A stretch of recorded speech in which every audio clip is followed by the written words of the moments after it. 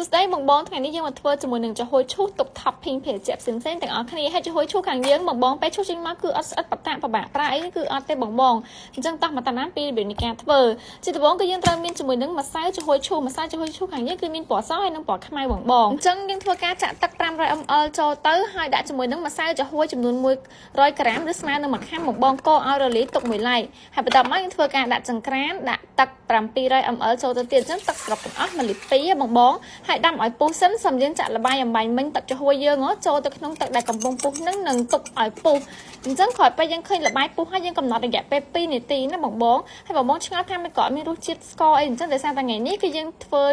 ជាមួយនឹងចំហុយរសជាតិទឹកសេរ៉ូនេះបងអញ្ចឹងដាក់ទឹកសេរ៉ូចំនួន200 ml ទៅគឺបានពណ៌ផងហើយបន្ទាប់មកបងចាក់ទឹកចំហុយឲ្យពុះអំបញ្ញមិញចូលទៅទុកឲ្យត្រជាក់ឲ្យកកបែបនេះមកគឺយើងអាចកាត់បានហើយអញ្ចឹងបងចង់យកឈូសក៏បានចង់ចាក់ទៅជាពុំផ្សេងៗអីគឺបានតាមចំណូលចិត្តម្សៅចំហុយនេះគឺអត់រើសទេ